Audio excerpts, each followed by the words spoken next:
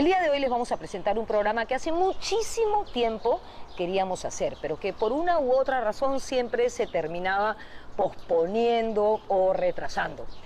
Vamos a hablar de uno de los escritores peruanos favoritos de todas y todos, de hecho, el mejor cuentista del Perú contemporáneo. Me refiero a Julio Ramón Ribeiro. Julio Ramón es un escritor cada vez más editado, más leído y más valorado por su única y original obra. En este programa vamos a hablar principalmente de su biografía. No queremos hacer un análisis literario de su trabajo, sino más bien acercarnos a él, a su vida, a su persona. Por fin, Julio Ramón Ribeiro. Yo soy Norma Martínez y esto sucedió en el Perú.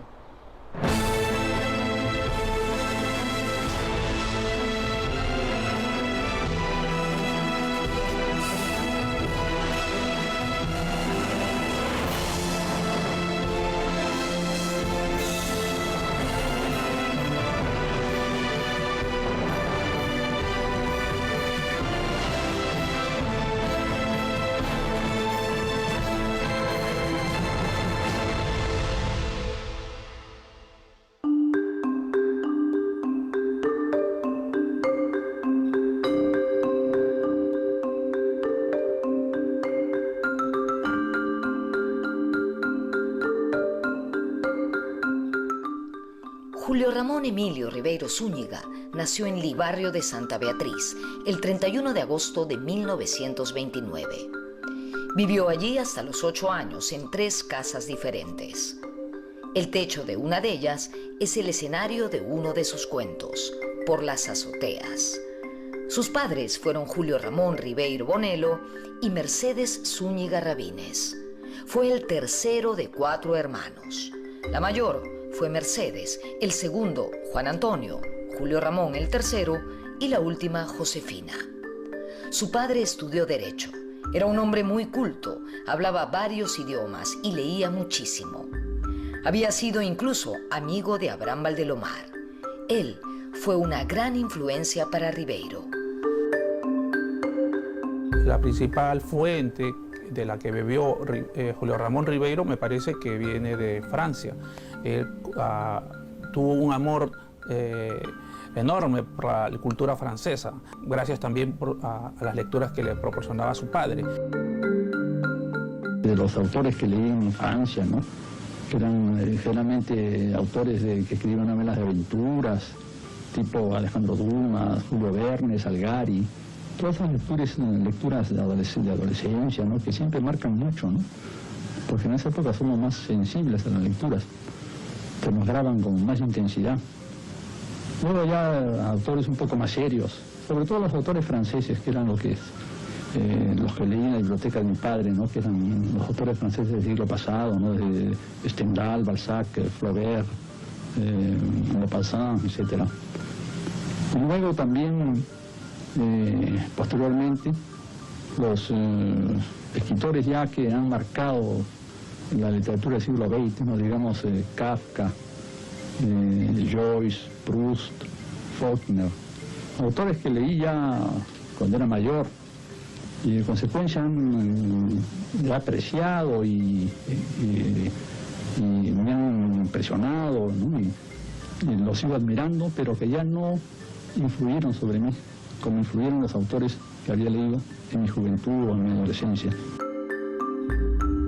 Su familia materna era de la sierra. De muy pequeño, cuando tenía 2 años, pasó 1 año y medio en Tarma, donde la familia de su mamá tenía una hacienda.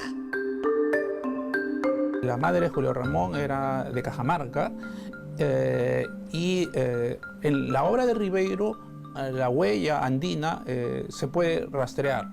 Por ejemplo, Julio Ramón estuvo en varias temporadas en Tarma. Algunos de los cuentos, como Vaquita Echada o Silvio en el Rosedal, se ambientan en Tarma. Tiene una novela breve, una novela que se titula, la primera que publicó se llama Crónica de San Gabriel, publicada en 1960. También se ubica en los Andes, pero en los Andes de la Libertad.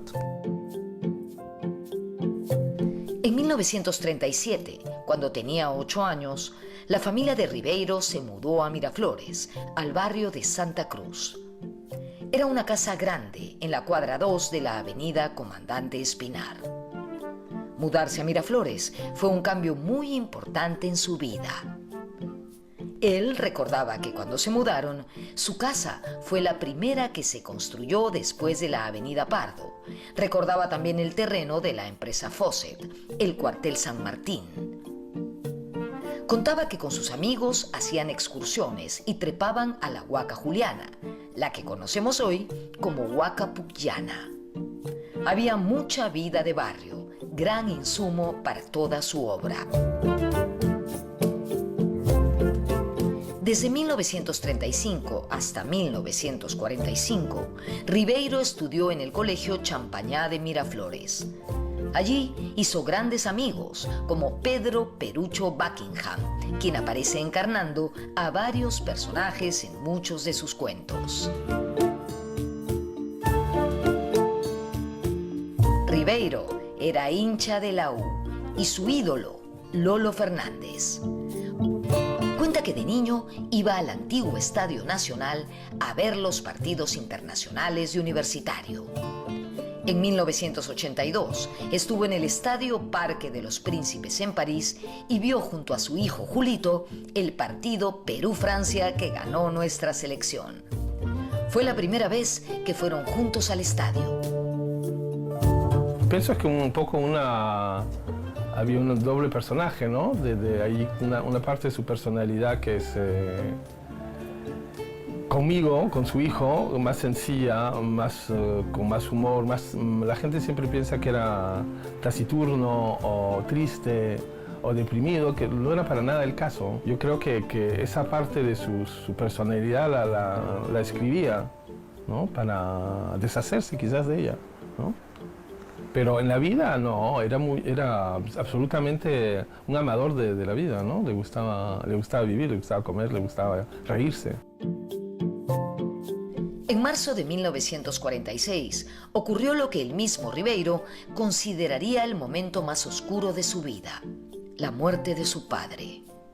En una entrevista confesó que el sentimiento de orfandad lo acosaba siempre, la sensación de haber perdido a una especie de guía, de consejero, de modelo que nunca volvió a encontrar, ni en las lecturas, ni en las personas, ni en nadie. También dijo que la muerte de su padre los había dejado en medio de 2 desastres, uno moral y otro económico. Su mamá tuvo que construir 2 habitaciones en el jardín de la casa para alquilarlas. Bueno, uno de los obreros que trabajó en su casa aquella vez fue Janampa, que más tarde sería un personaje en el cuento Mar Afuera. Bueno, los personajes, pues, en realidad, diría que yo los he dominado casi siempre, en el sentido que son creaciones mías, ¿no? Y que soy como Dios creador, ¿no? Que los puedo hacer nacer, ¿no? Morir, triunfar o fracasar, ¿no? Depende de mí. Pero a veces me ha ocurrido encontrarme con mis personajes, ¿no? Tanto los personajes reales, ¿no? Como personajes imaginarios, ¿no? Y es una cosa verdaderamente que produce cierta sorpresa.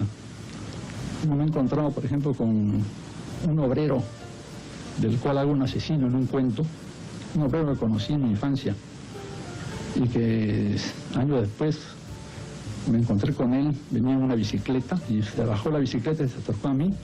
Y yo creía que me iba a amenazar por haber hecho de él un asesino, pero no, al contrario, me abrazó y me felicitó, me dijo que había leído el cuento y que le había parecido muy simpático. Y así me he encontrado muchas veces con personajes, ¿no? Que surgían así un poco de mi pasado, de mis obras, de mis libros, ¿no? Y es siempre una impresión bastante curiosa y sorpresiva.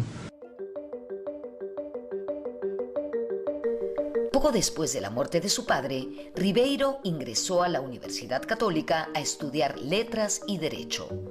También se matriculó en San Marcos, pero ahí permaneció poco tiempo.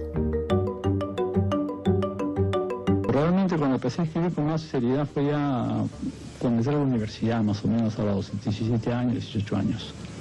Y eso gracias a que conocí en la universidad a otros jóvenes que tenían vocación literaria y con los cuales conversábamos, nos estimulábamos, ¿no?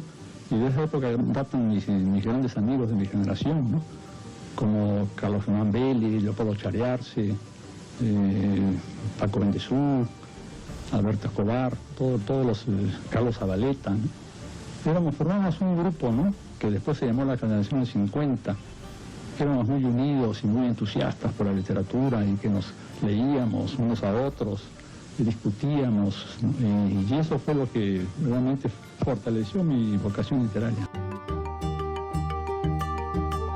La del 50 fue una generación de grandes escritores y artistas que eclosionó a mediados del siglo pasado. La década de 1950 fue de grandes transformaciones, sobre todo por un fenómeno que es crucial para entender al Perú del siglo XX. Me refiero a la migración del campo a la ciudad. Hacia los años 50, Lima dejó de ser una ciudad una pequeña ciudad, digamos, ¿no? Para irse convirtiendo en una gran urbe, ¿no? Y esto produjo una serie de transformaciones en la ciudad, la inmigración del Ande, con todos los problemas que esto trajo consigo, ¿no? Luego fue también incidencias como la terminación de la guerra europea, ¿no? Y el periodo de bonanza que había sido para el Perú, ¿no? Durante la época de la guerra, ¿no? Por razones de que no es caso citar, ya trajo consigo una serie también de problemas urbanos, falta de vivienda, falta de trabajo, que convirtió a Lima, ¿no? Y al país en un tema interesante de reflexión y de observación para los artistas y para los escritores en particular. Entonces, las grandes transformaciones de la Lima de mediados del siglo XX, sumadas a su inmenso talento para observar y recrear la realidad de su tiempo, son fundamentales para entender la obra de Ribeiro. Un escritor que encuentra a su público en limeños, sobre todo, que reconocen su ciudad, reconocen una cierta sensibilidad, un cierto estado de ánimo de la clase media limeña, expresado con mucha perspicacia, con mucha sensibilidad, con una mezcla de ironía y ternura, que creo que es lo que identifica el tono de Ribeiro. No es simplemente una percepción de clase media en la que los personajes son necesariamente de clase media, sino una sensibilidad de alguien que crece en una ciudad que está en proceso rápido de transformación, de cambio. Entonces, por ejemplo, cuando uno lee Los Gallinazos sin plumas, en Los Gallinazos sin plumas los personajes son personajes marginales, pero es interesante notar que esos personajes marginales no son personajes que están, por decir, en lo que entonces era, ahora por supuesto no lo es, Comas, no es la pampa de Comas de los años 50 y 60, pero no es ahí donde viven los personajes de Los Gallinazos sin plumas, sino en lo que entonces eran los arrabales de Miraflores, ¿no? Y entonces ahí hay también una percepción de que la realidad limeña se está ampliando, se está ensanchando, que hay estos personajes que antes no eran visibles y que se vuelven visibles para alguien que, como Ribeiro, tiene la empatía suficiente como para pensar a esas personas no como marginales, sino como humanos.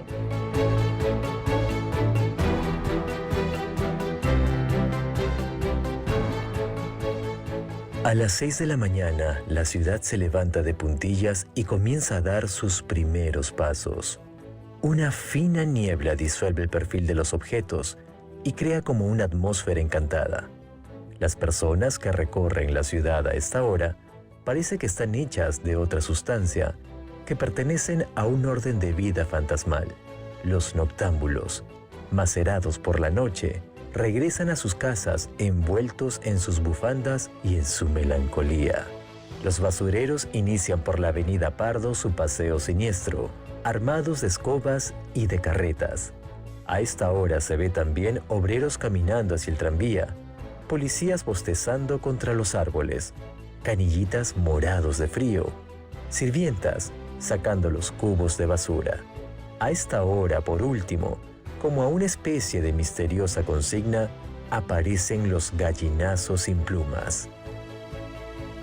Los gallinazos sin plumas, París, 1954.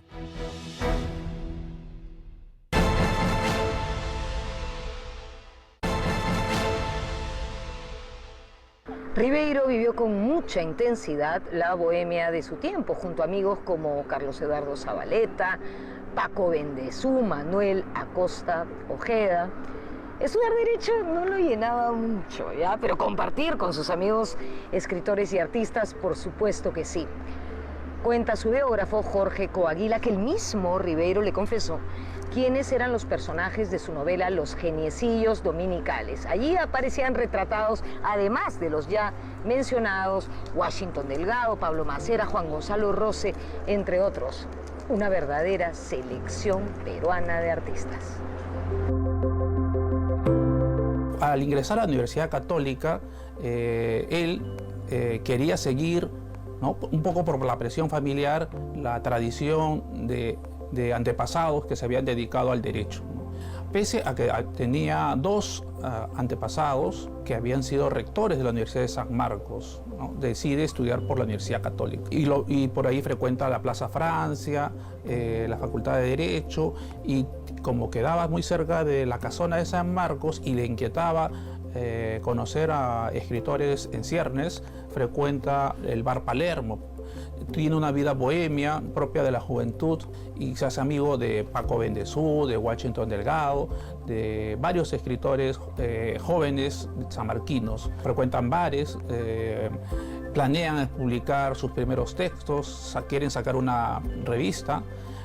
Con el auspicio del profesor Jorge Puccinelli, publican Letras Peruanas, ahí algunos de sus primeros textos narrativos.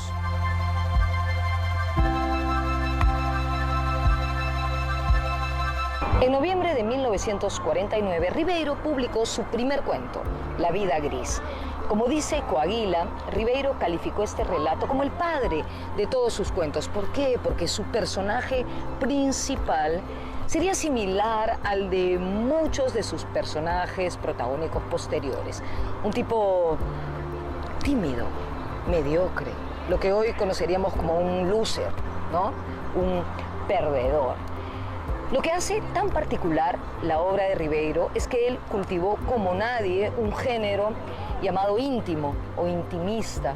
Él publicó diarios, prosa, dichos y cartas, estas últimas las que se escribió con su entrañable hermano Juan Antonio.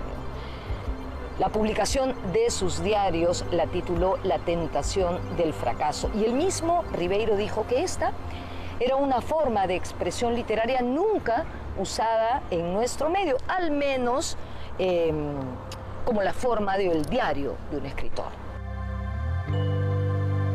En los últimos años de su vida, él se volvió un militante de las publicaciones literarias tipo diarios y literatura, por llamarla así, íntima. Él sostenía que este género había sido desarrollado sobre todo en los países protestantes, en los que no hay confesión.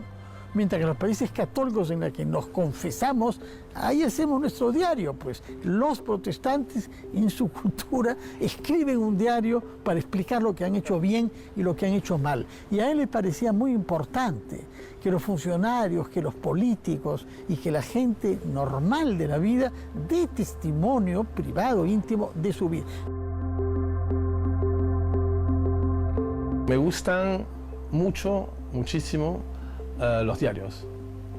Sí, porque son tan llenos de dudas, de cosas muy profundas. Yo creo que consigue hacer algo muy difícil, consigue hacer muy profundo e íntimo sin ser impúdico, porque al final no habla del mismo sin hablar tanto de a su alrededor, ni de mí, ni de mi madre, ¿no? O sea, para mí es una obra maestra ese libro.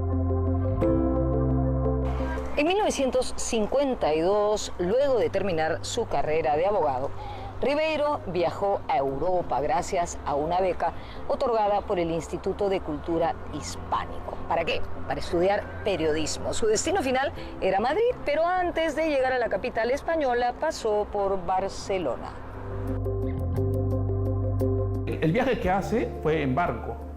Llega a Barcelona con su gran amigo Leopoldo Chariarse, poeta, y para él fue un enorme descubrimiento. Fue una cosa impresionante llegar a Europa, al continente del que provenían muchos de los escritores que admiraba, que leía, ¿no? Entonces viaja por tren de Barcelona a Madrid con Leopoldo Chariarse, no duerme por la emoción. En una carta a su hermano Juan Antonio le dice lo siguiente: con qué emoción recorrimos las calles de Barcelona hasta la madrugada. Era la primera ciudad europea que veíamos. Estábamos mudos, trastornados, poseídos de un extrañísimo delirio. Qué momentos tan puros y tan espontáneos. Ribeiro comenzó a sufrir innumerables penurias económicas cuando llegó a Madrid y desde esa misma ciudad empezó la correspondencia con su hermano Juan Antonio. Es su principal corresponsal por la duración que tomó esa correspondencia, pero escribía muchas cartas. Yo recuerdo que él tenía un amigo escritor en el Perú con el que correspondía mucho, y una vez que vino al Perú regresó y yo le pregunté: ¿y cómo estaba tu amigo tal? No lo vi, yo solamente me comunico con él por escrito, es decir, mantenía una correspondencia con él, pero cuando venía a Lima no lo veía. Me llamó la atención eso. Concluida su primera estadía en España, en 1953 viajó a Francia para estudiar literatura en la Universidad de la Sorbona en París. Aunque al principio tuvo muchas dificultades económicas, lo cierto es que desde entonces París se convirtió en la ciudad que lo adoptó y en el centro de su vida en Europa, que se extendió alrededor de 50 años aproximadamente. Cuando parte de Lima, se olvida del derecho, no quiere saber más de derecho y hace todo lo posible en Europa, hace todo lo posible para quedarse en Europa el mayor tiempo posible y se dedica, además de obtener becas, a trabajar en empleos menores. Es portero en un hotel donde se alojarían Fernando de Cislo y Blanca Varela. También es un cargador de bultos en una estación de tren. Asimismo, es recogedor de periódicos viejos, ¿no?, que se venden al peso. Y bueno, se las agencia de mil formas para quedarse en Europa, principalmente en París, donde la cultura era más intensa y de ahí parte también a vivir en breves temporadas en Alemania con una beca y también en Bélgica, donde gracias a un compatriota tiene una estancia para aprender a fotomecánica, ¿no?, con la idea de trabajar, gracias a ello, en Lima.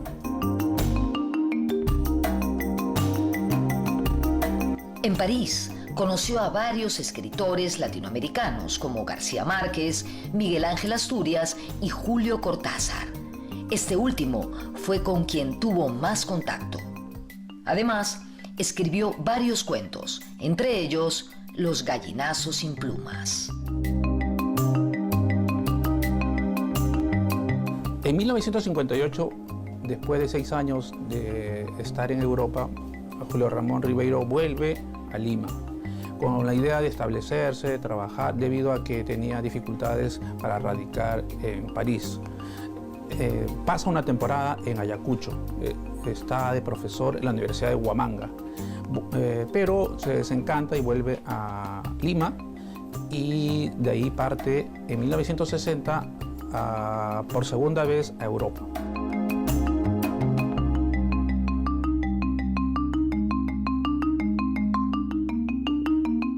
Al inicio de su estadía en el Perú, se instaló en la casa de su madre.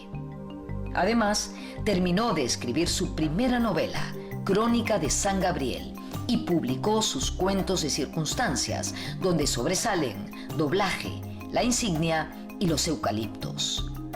Del mismo modo, terminó de escribir su obra de teatro Vida y Pasión de Santiago el Pajarero.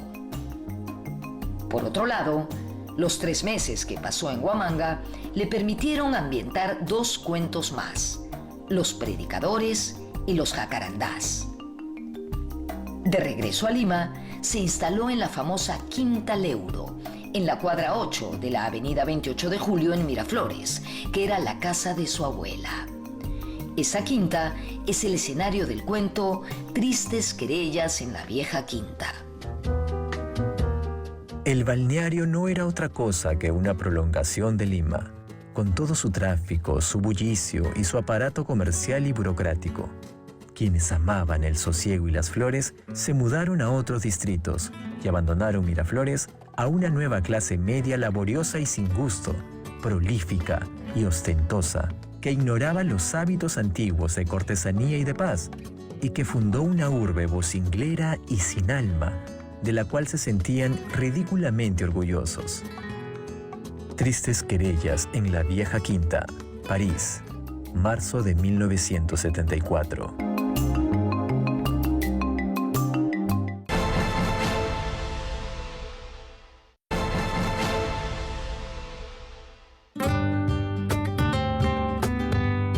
En noviembre de 1960, Julio Ramón Ribeiro llegó por segunda vez a París. En esta temporada surge el boom de la literatura latinoamericana. Por ahí está Julio Cortázar, está Gabriel García Márquez y Mario Vargas Llosa, por supuesto. Y entonces traba amistad con algunos de ellos y también, por supuesto, con personajes de la cultura peruana, Javier Heró, también transitan por ahí Pablo Macera, grandes poetas peruanos también.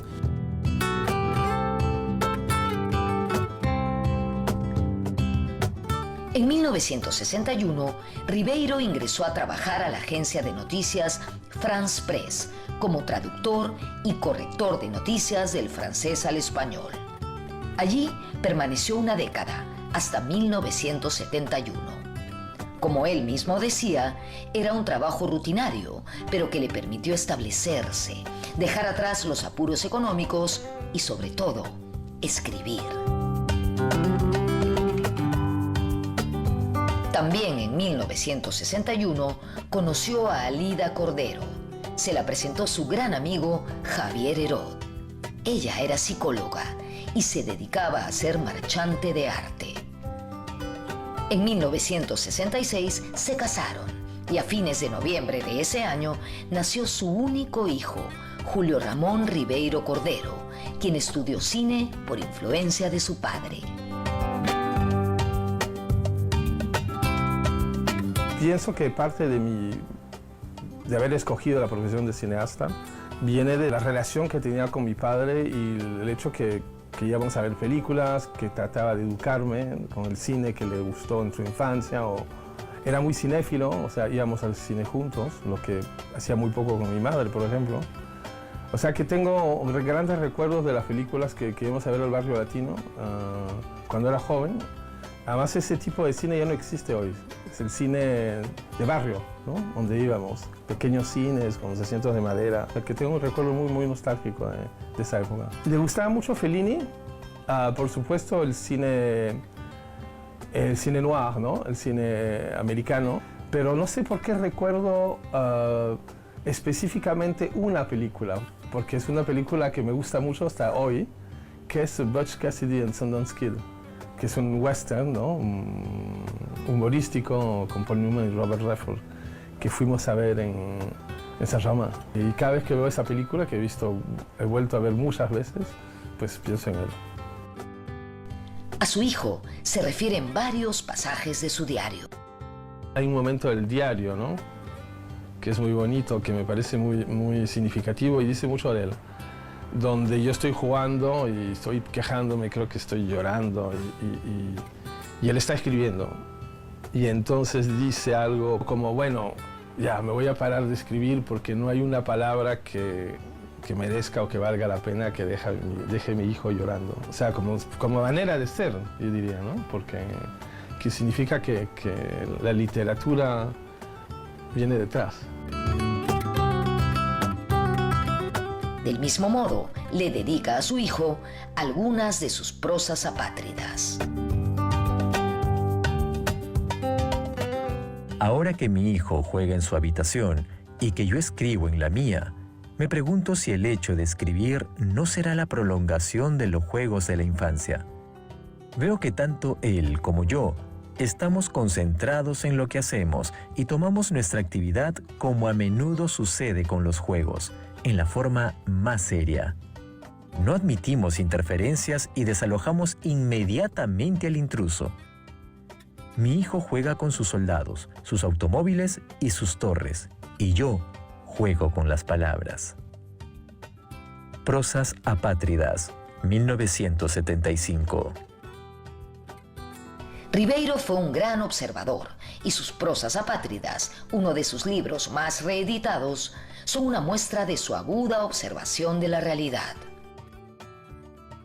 Es un hombre que caminaba mucho y que era muy observador.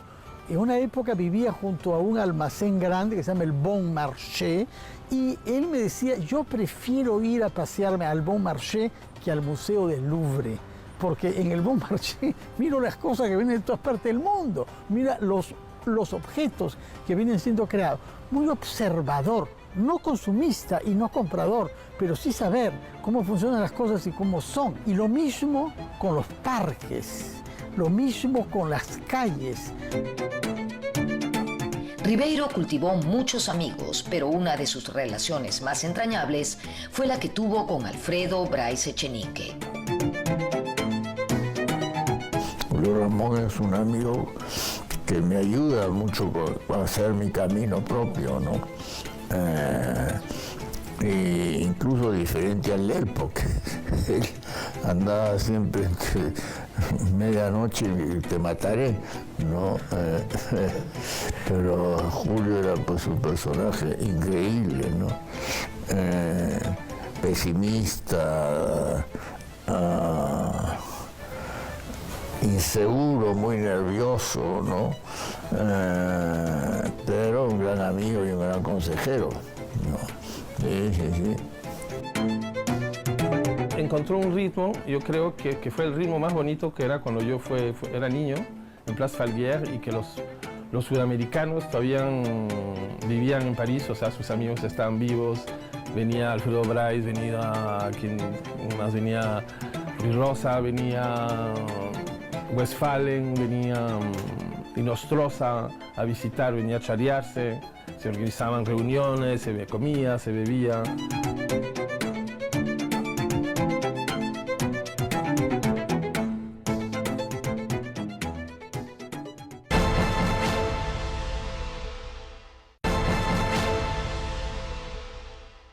En 1969, durante el gobierno del general Velasco, Ribeiro fue nombrado agregado cultural de la Embajada de Perú en Francia. Entre 1972 y 1985 fue representante de nuestro país ante la UNESCO y entre 1985 y 1990 embajador del Perú ante ese mismo organismo. Entre 1991 y 1992 fue consejero cultural y de asuntos sociales de la Embajada de Perú en Francia. Y ahora una cosa bien curiosa, ¿ya? Durante su tiempo de trabajo en la UNESCO, él vivió una experiencia muy parecida a la del protagonista de uno de sus cuentos más famosos, La Insignia. Estuve inspirado en un caso familiar, ¿no? que conocí, ¿no? de un tío que entró en una organización cuyo nombre no voy a decir, ¿no? una asociación, un poco sin saber de qué se trataba y poco a poco fue ascendiendo, hasta llegar pues a ocupar un cargo importante. Y cuando él le preguntaba, bueno, ¿de qué se trata esto? ¿Qué cosas ustedes buscan? ¿No? ¿Cuáles son los objetivos? Bueno, él ni sabía cómo decirlos ni cómo explicarlos, ¿no? Y bueno, eso fue el origen del cuento, ¿no? Yo lo transformé un poco Y luego, bueno, cuando trabajaba en la UNESCO, ¿no?, he vivido momentos, ¿no?, en los cuales también yo me sentía un poco como el personaje de ese cuento, ¿no?, estaba metido en una gigantesca organización, ¿no?, que tenía fines múltiples, ¿no?, objetivos múltiples, a veces un poco confusos.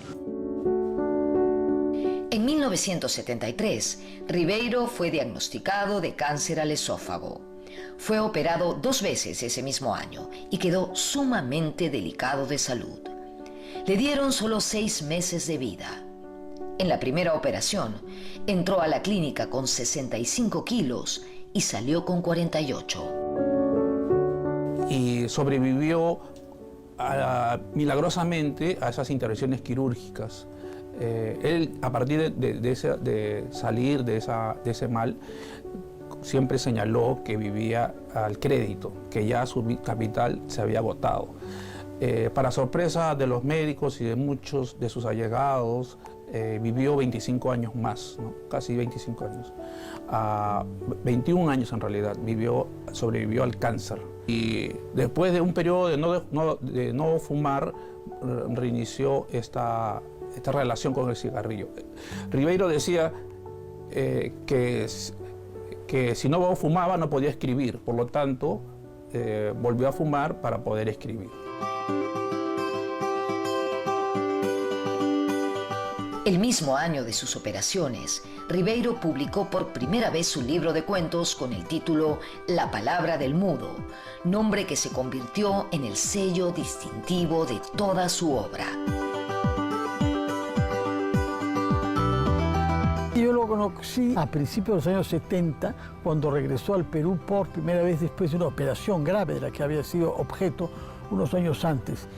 Para mí, por entonces, es decir, hace 50 años, ya era un mito de alguien que se había alejado del Perú y que había hecho una obra literaria desde los años 50, que ya por entonces, hace 50 años, era como un clásico. Algunos títulos eran conocidos por todo el mundo y un estilo también.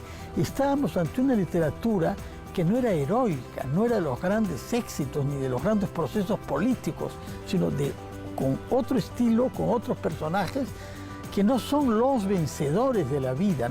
Poco a poco se fue aclarando el concepto general, hasta que años más tarde produjo y publicó sus obras bajo el título general de La palabra del mudo, ¿no?, que lo ha hecho característico. Mudo, como se decía de él, que no lo era tanto, y mudo sobre todo de las personas que no tienen derecho a la palabra en la sociedad. A principios de la década de 1980, ya más restablecido, Ribeiro y un grupo de amigos se empezaron a reunir a la hora del almuerzo. En esas citas nunca podía faltar una botella de vino Burdeos, su preferido. A lo largo del 85 al 90, casi todos los viernes que se pudo, almorzábamos con un grupo de amigos en distintos restaurantes de París. Sí. Eran los viernes con Julio Ramón, entonces ya sabíamos, él escogía en general hacia dónde nos dirigíamos y eran almuerzos muy amenos, muy ilustrativos. Él era un formidable conversador.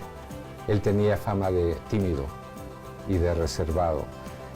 Era alguien normal, diserto, hablaba con facilidad, tenía sentido del humor y tratábamos todo tipo de temas. Conversábamos sobre literatura, sobre política, sobre el Perú, sobre los males del Perú. Y eran almuerzos. Los viernes con Julio Ramón no eran almuerzos, eran ocasiones, eran ventanas que nos devolvían al Perú, con buena comida y con una o varias botellas de vino. Burdeos en general, que era lo que le gustaba a él. Fernando Carballo era uno de los pivotes de estos almuerzos. Estaba el psicoanalista Jorge Bruce, también participaba de estos viernes. El diplomático Carlos Ortega, alto funcionario de la UNESCO, también participaba.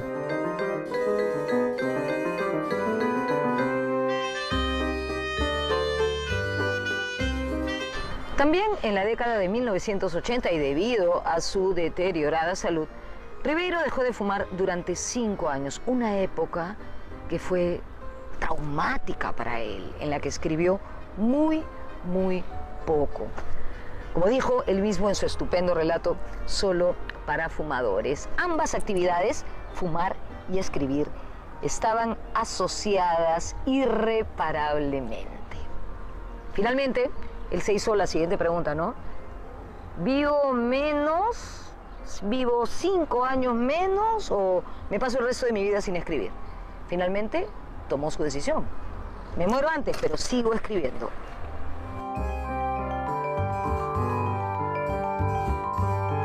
Cigarros y vinos no es una cosa que haya que elogiar. Los cigarros, entre tanto, se ha, digamos, hecho muy mala fama.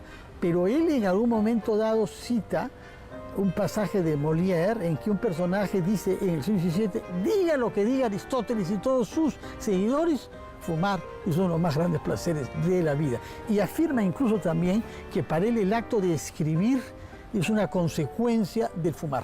Fuma y entonces le provoca escribir. No fuma, no puede escribir. Nada de eso es muy edificante hoy, yo lo sé, pero así es como él vivió. Llegado el momento, a Julio Ramón le entraron cada vez más las ganas de volver a Perú, de vivir en Lima, en una casa frente al mar.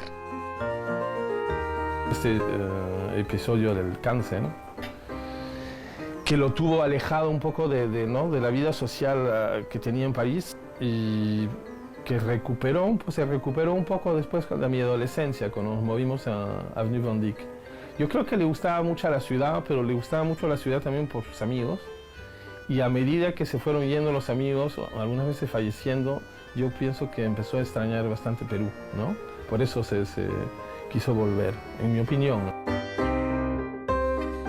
A inicios de la década de 1990, Ribeiro compró un departamento en pleno malecón de Barranco y de manera paulatina regresó a vivir al Perú.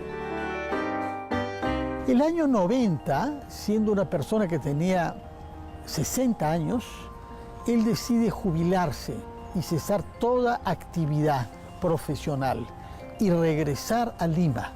Al cabo de 49 años, dice que había llegado a París por primera vez, con un departamento en Barranco y con vista al mar.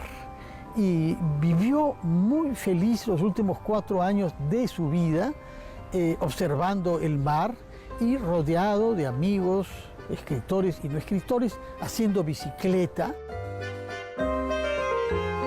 Cuando mi padre llegó acá a los 60 y que empezó a vivir bien como quería vivir, ¿no?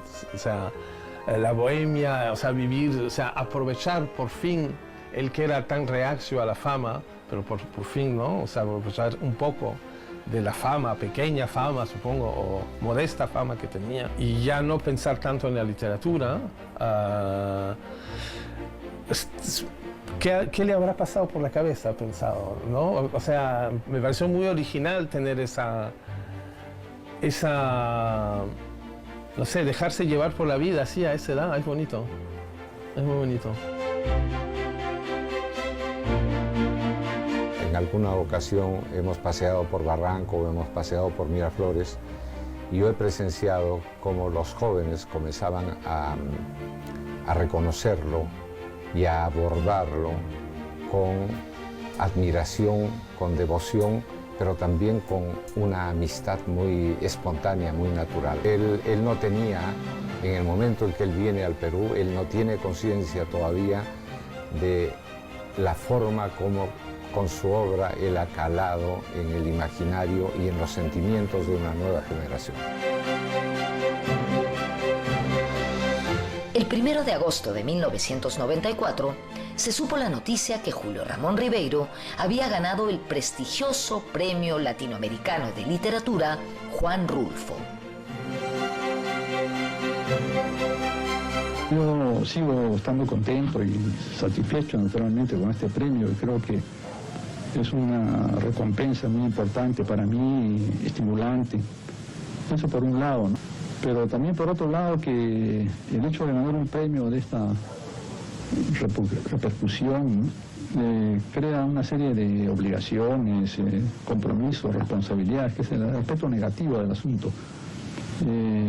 Al punto que a veces me interrogo si no hubiera sido mejor no presentarme que aventura y no haber ganado este premio, ¿no? Para estar mucho más tranquilo, ¿no? Sin ninguna obligación, llevando mi vida absolutamente independiente y reposada de antes del premio, porque he tenido en estos días una cantidad de entrevistas, visitas, llamadas telefónicas de diferentes partes de América Latina, de España, que me han dejado realmente agobiado.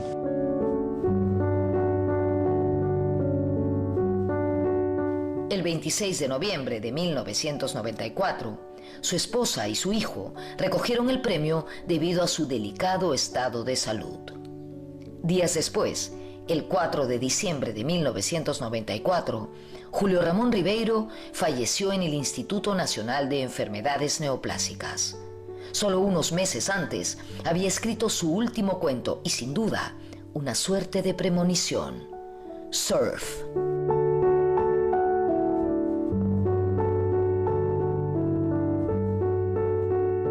Para una persona como él era sorprendente descubrir que el surf, la tabla, se había convertido en el Perú, entre tanto, un deporte popular en relación a lo que él había conocido en los años 50. Entonces él observa a estos tablistas y compara sus bellos cuerpos juveniles con el suyo, que tenía muchas cicatrices por las operaciones que había padecido y una flacura que había sido acentuada por sus enfermedades. Pero entonces narra la historia de un joven que quiere escribir, pero no le sale, y finalmente un día decide aprender a hacer tabla y a hacer lo que ve, pese a su edad, a estos jóvenes hacer. Y finalmente lo logra y dice que se para sobre la tabla y siente la fuerza del mar y descubre que lo importante en la vida no era tener fuerza, sino saber usar la fuerza de la naturaleza en servicio de nuestro placer y nuestra satisfacción. Lo que pasa es que en cuanto descubre eso, se da cuenta que la tabla en la que ha logrado pararse está encaminándose hacia un peñasco del cual no va a sobrevivir. Al final se obsesiona con el surf y en el último tramo pues se va en el mar y bueno, no se sabe muy bien. Parece que se despide. Me parece increíble que haya escrito ese cuento sin saber que iba a fallecer 3 meses más tarde. O sea, porque lo escribe en julio del 94, fallece en diciembre del mismo año. Y escribe un cuento que parece ser una despedida a la vida, de alguna manera, ¿no? Julio Ramón Ribeiro es sin duda uno de esos escritores que nos hacen enamorarnos de la literatura. Si quieres leer pero no sabes por dónde empezar, él es una gran opción porque su universo es muy cercano. No importa la edad que tengas, puedes comenzar cuando quieras. Es una aventura impresionante leer y siempre nos va a llenar de gozo. Espero que hayan disfrutado de este programa. Nos vemos en la próxima.